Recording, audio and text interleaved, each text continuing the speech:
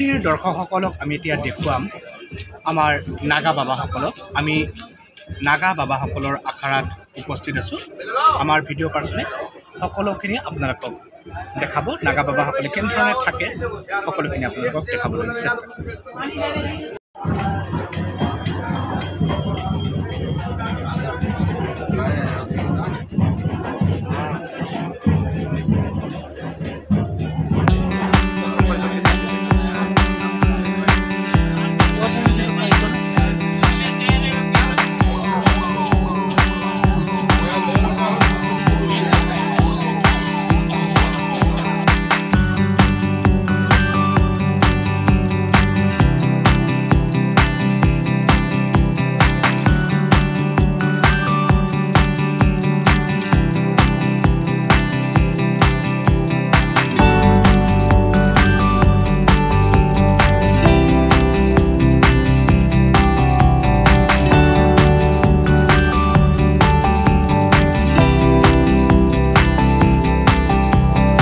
আজি আমি প্ৰয়াগৰাজ যে ত্ৰিবেণী সংগম ইয়াত প্ৰাতঃ মুহূৰ্তত আহি স্নান কৰাৰ কাৰণে আমি যিটো প্ৰচেষ্টা ইয়াত দেখা পালোঁ যে অজস্ৰ হাজাৰ হাজাৰ নাওবিলাক ইয়াত ৰাখি থৈছে আৰু বহু দূৰলৈ প্ৰায় 5-6 কিলোমিটাৰ নদীৰ মাজলৈ আমি যাব লাগে আৰু তাত সকলোৱে অতি সুন্দৰ চৰকাৰে ইয়াত ব্যৱস্থা কৰি দিছে।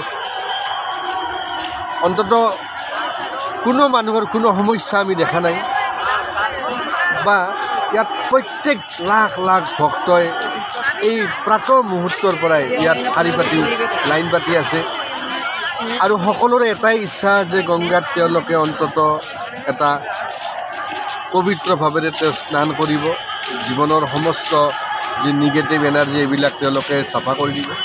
এতিয়া ব্ৰহ্ম মুহূৰ্ত আৰু ব্ৰহ্ম মুহূৰ্তত আমি ত্ৰিবেণী সংগমলৈ নাৱেৰে যাত্ৰা কৰি আছোঁ।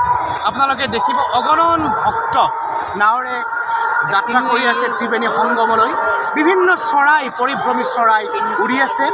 ভক্তসকলে আজি পুণ্য স্নান কৰিবলৈ ত্ৰিবেণী সংগমলৈ যাত্ৰা কৰি আছে। গতিকে আমাৰ লগত থাকক, আমি আপোনালোকক ত্ৰিবেণী সংগমৰ ভিডিঅ' আপোনালোকক দেখুৱাবলৈ চেষ্টা কৰিম।